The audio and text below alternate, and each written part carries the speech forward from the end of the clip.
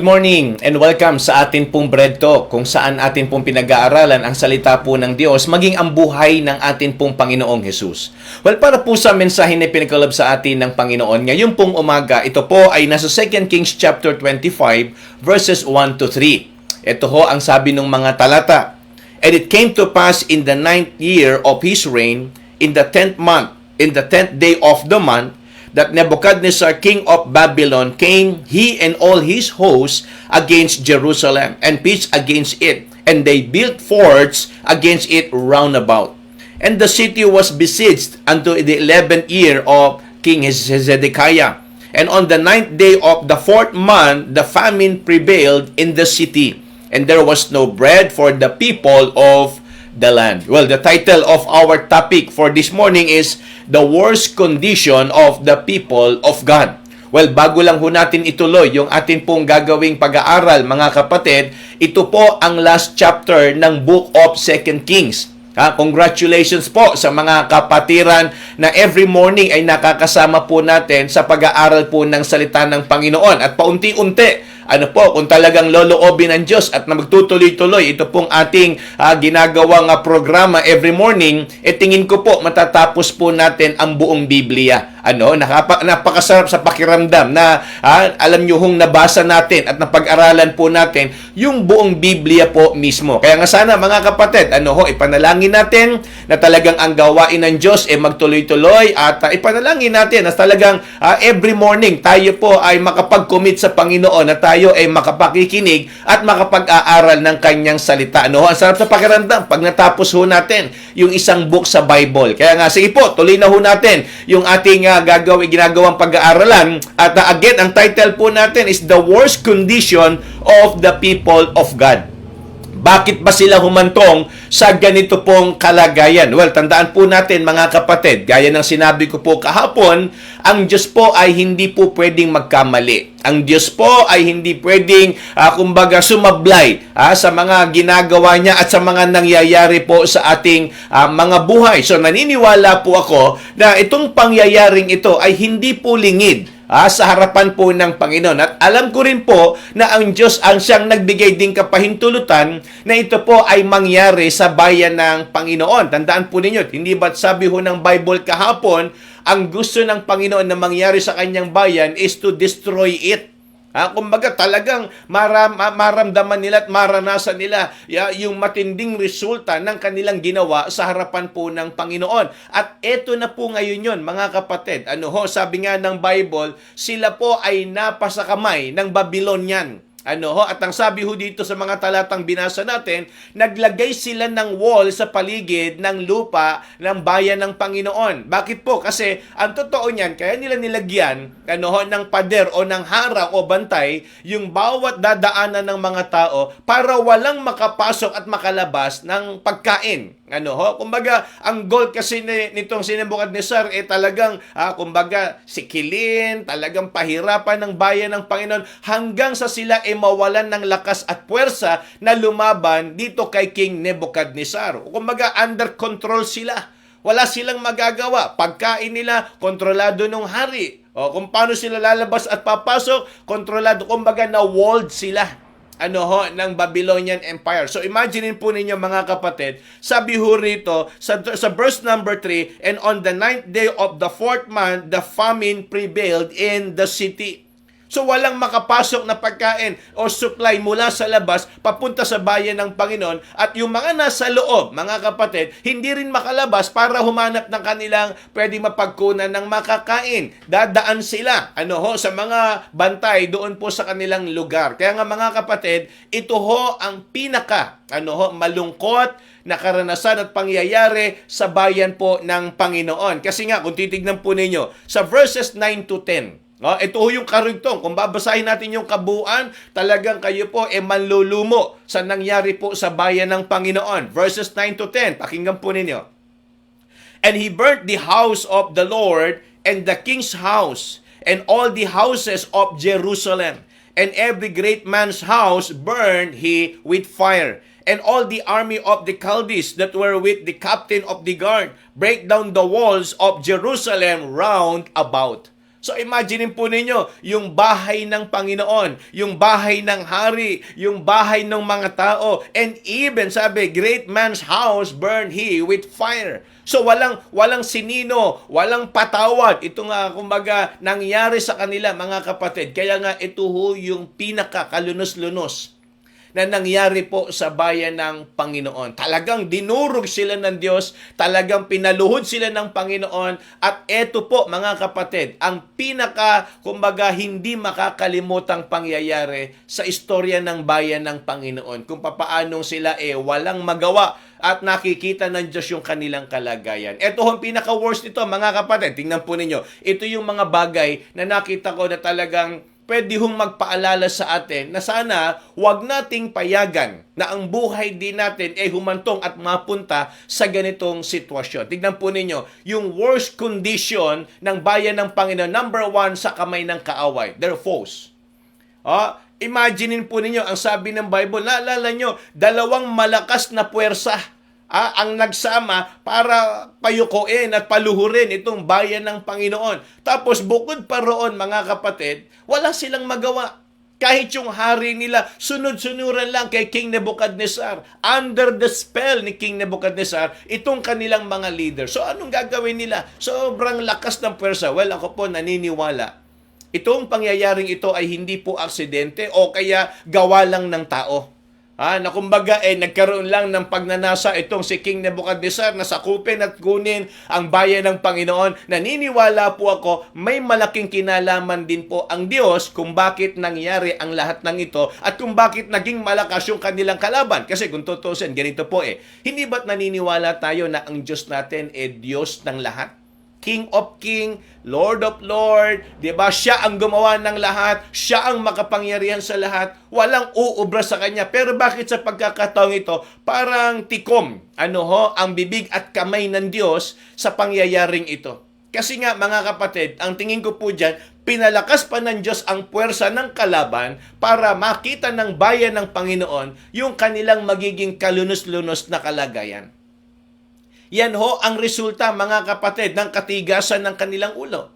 Yan ho ang resulta ng paulit-ulit nilang ginagawa sa paglabag sa kalooban po ng Panginoon. At eto na po mga kapatid, hinatulan na ng Diyos. Ito na ang ampataw ng Panginoon sa ginagawa nila sa harapan ng Panginoon. Kaya nga, ang napakahirap nito yung nasa kamay ka ng kaaway Ang malungkot, nasa kamay ka na ng kaaway, mga kapatid, wala ka pang lakas sa katawan mo sa sarili mo. Wala kang magawa. Hindi kagaya nung sila nandun sa Egypt, hindi ba habang sila'y alipin, nakapagtatrabaho sila. And this time, hindi. Wala silang magawa, hindi sila tatrabaho, parang iniintay na lang na sila mamatay at maubos. Yan ho yung paraan na ginawa sa kanila ng kalaban. And then pangalawa, nakita ko po not only their foes, but also the famine. Yung sabay na nangyari, ikaw ay nasa pagiging alipin. Pangalawa, yung wala kayong makain. Hindi kayo pinakakain nung sumakop sa inyo. So imagine niyo ho yan mga kapatid. So talagang ginutom sila hanggang sa parang inunti-unti silang mamatay. Pinahirapan, kumbaga kinulong, tapos hindi pinakakain. Kasi nga, wala hong pagkain Wala hong mapagkukunan. Sinaran nila, binantay. Kumbaga sa parang ganito po nag-lockdown pero walang ayuda. Nag-lockdown, kahit may pera ka, walang nakabukas na bilihan, walang mga supermarket, walang mga groceries, walang palengke, walang convenience store. Anong silbi ng pera mo kung wala ka namang bibilan? Anong silbi ng pera mo o kayamanan mo kung hindi ka naman makakalabas ng bahay? So yan ho ang nangyari sa kanila mga kapatid. Yung lockdown na ginawa sa kanila, imagine po ninyo, hindi sila makakilos, wala silang magawa hanggang sa sila unti-unti nang naubos. Yan ho ang nangyari sa bayan ng Panginoon. Imagine po ninyo, dahil sa katigasan ng kanilang puso, yan ho ang naging resulta. Not only their foes and the famine, but also they are faithless. Ano pang kinabukasan? Wala na. Sabi nga ng Bible, parang tayo sa kalagayan at sa mundong ito. Di ba sabi ho ng Bible, for all have sinned. Lahat po tayo ay nagkasala. And for the wages of sin is death. Wala na hong pakikinabangan sa buhay natin. Kung tutusin, wala na ho tayong, kumbaga, future. Wala na ho tayong kinabukasan sa kabilang buhay. Sabi nga ng Bible, we are condemned already because there is none righteous, no, not one. Malinaw po na walang matuwid, wala kahit isa. So tayo po hinatulan na at para po tayo sa kasiraan na. Salamat na lang sapagkat inibig tayo ng Panginoon. But in their case, mga kapatid, wala na ho silang magagawa. Yun na ho ang judgment ng Panginoon para sa kanyang piling bayan. So ano pa yung kanilang kinabukasan? Saan sila pupunta? Wala na. Gustuhin man nilang lumaban, ipagtanggol ang kanilang sarili, kulang na kulang sila sa puwersa. Mga kapatid, pakinggan ninyo, kulang na kulang sila sa puwersa. Kakaunti na lang sila. Pangalawa, paano pa sila lalaban kahit kakaunti? Nanghihina na nga sila sa gutom. Mga nangapayat na, nagkasakit na yung iba, hindi na makatayo, hindi na makapagtrabaho. So sa madaling salita, ano pang kinabukasan nag-iintay sa kanila kung gano'n na ang kanilang kalagayan? So imagine niyo ho mga kapatid, hindi ba ito ho yung pinaka malungkot at pangit na naging kalagayan ng bayan ng Panginoon. At para nga sa ating paglulundo, mga kapatid, tignan niyo ho yung sinabi ng verse number 11. Now the rest of the people that were left in the city and the fugitives that fell away to the king of Babylon with the remnant of the multitude did Nebuzaradan, the captain of the guard, carry away. Sipin nyo, nagkawatak-watak sila, yung iba namatay, iba nagtatago. Alam niyo parang hindi ito ang kalooban ng Diyos sa kanyang bayan.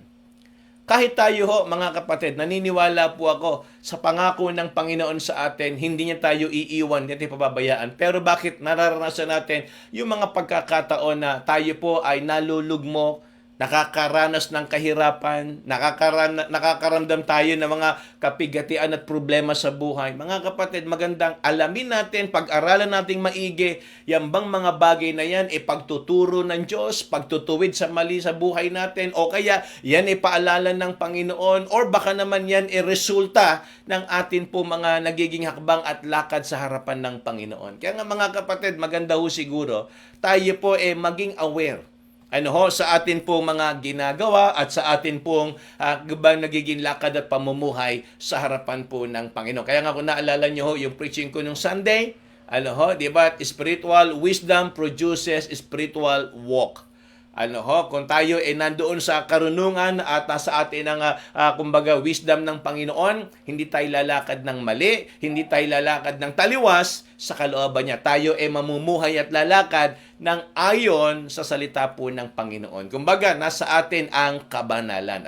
So kaya nga mga kapatid, gaya ng sinabi ko kanina, ito ho yung pinaka malungkot at pangit na naging kalagayan ng bayan ng Panginoon. Kaya nga sana sa umagang ito, tunay po na tayo ay natuto at napaalalahanan ng salita po ng Panginoon. Again, mga kapatid, bukas iba na ho ang book ng ating pag-aaralan.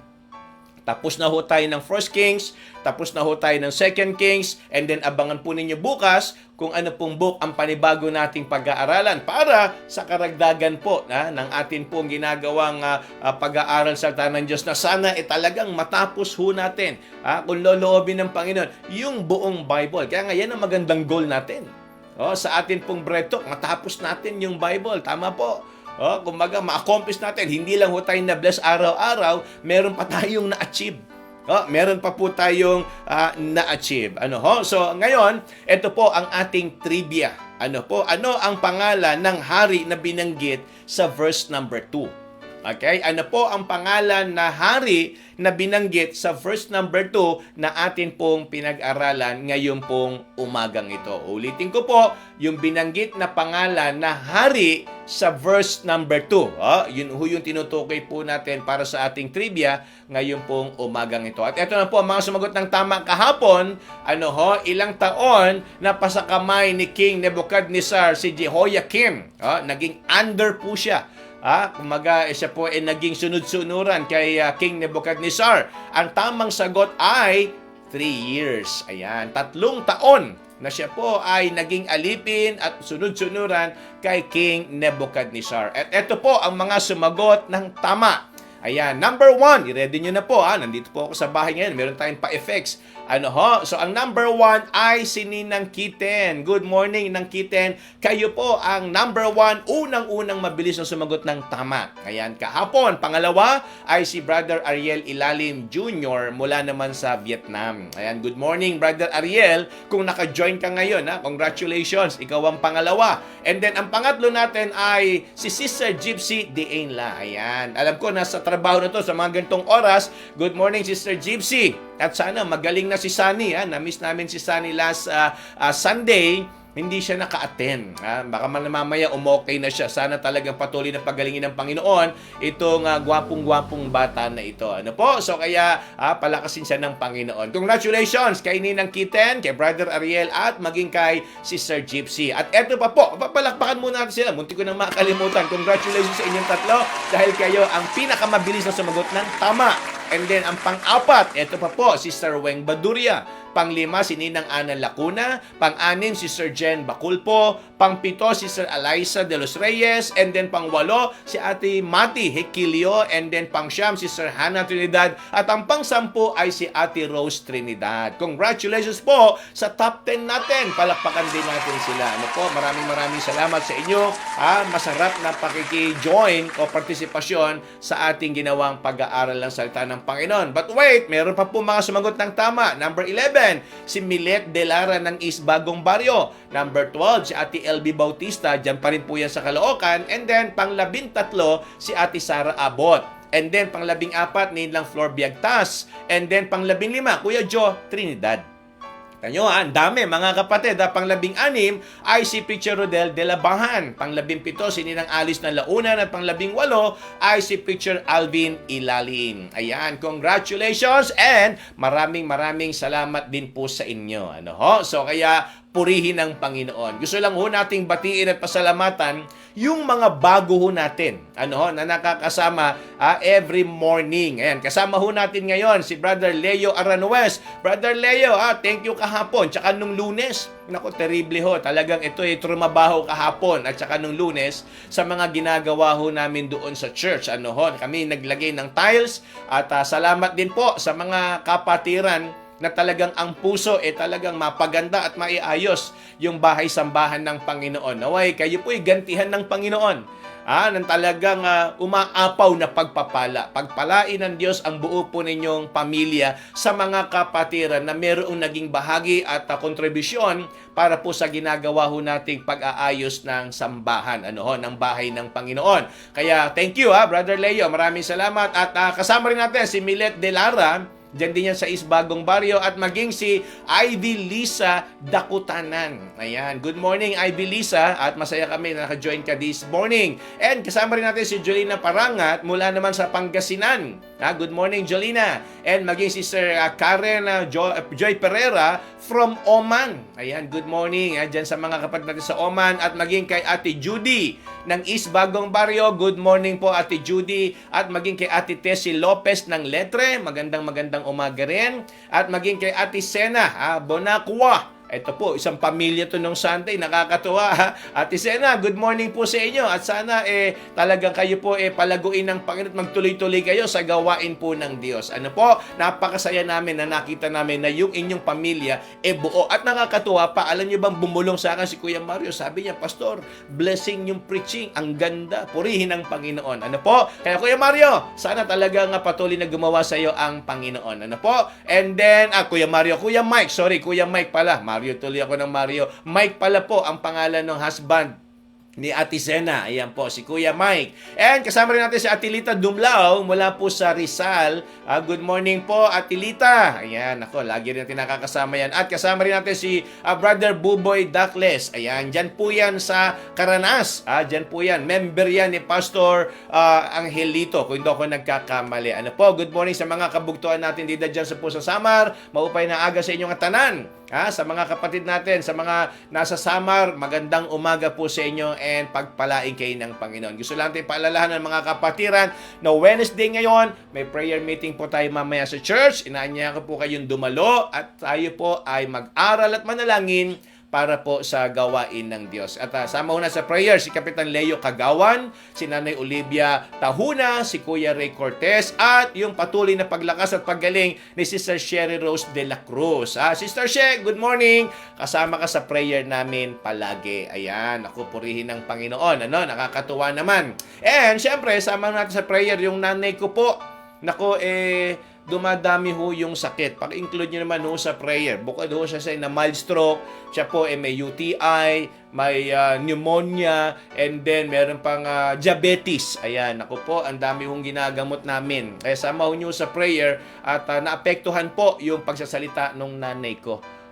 So kaya sama nyo ho sa prayer yung gastos at yung mga pangangailangan po namin.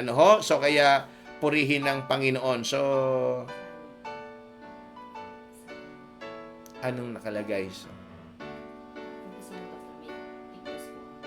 So yun, sana sinulat na lang, Okay, so si Sunny daw merong tigdas. Ayan, ako, pasensya na po, na-interrupt tayo. Hindi ko kasi akala ko may pinababasa lang si Ate Sara. So sama ko na sa prayer si Sunny na sana gumaling. Tama ba ko? At mayroong tigdas. Ayan, ano kayang tigdas siya? Meron tinatawag na tigdas hangin o tigdas laki o kung ano pang tigdas siya. Basta ko ano pa man, sana talagang pagalingin ng Panginoon itong si Sunny, yung anak po yan na bunso nila Sister Gypsy. Pag-pray natin, naku, wala yan mamaya. So sana talagang humipo ang Panginoon sa katawan niya at patuloy siyang pagalingin. So again, salamat po sa lahat ng mga nag-join ngayong umaga. Maraming salamat po sa mga nakatapos ng 2 Kings. Congratulations, mga kapatid. Palakpakan ho ninyo inyong sarili. Nakakataba ng puso, nakakailang books na ho tayo sa Bible. So again, salamat po sa lahat. Ingat po tayo palagi and good morning to everyone.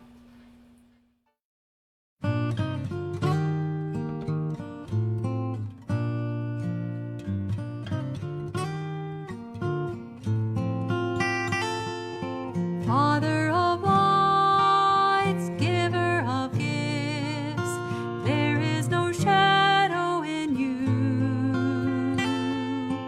Author of life, fountain of grace, each morning your mercies are new. And you never change, and you never lie.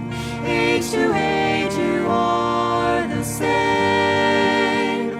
I will trust in you, all your faithfulness, for I know you never change. Father of love, source of all good, tower of strength and my shield. When you gave your Son for those who rebel, your love for the world was revealed. And you never change, and you never lie. Age to age you are the same. I will trust in you, all your faith.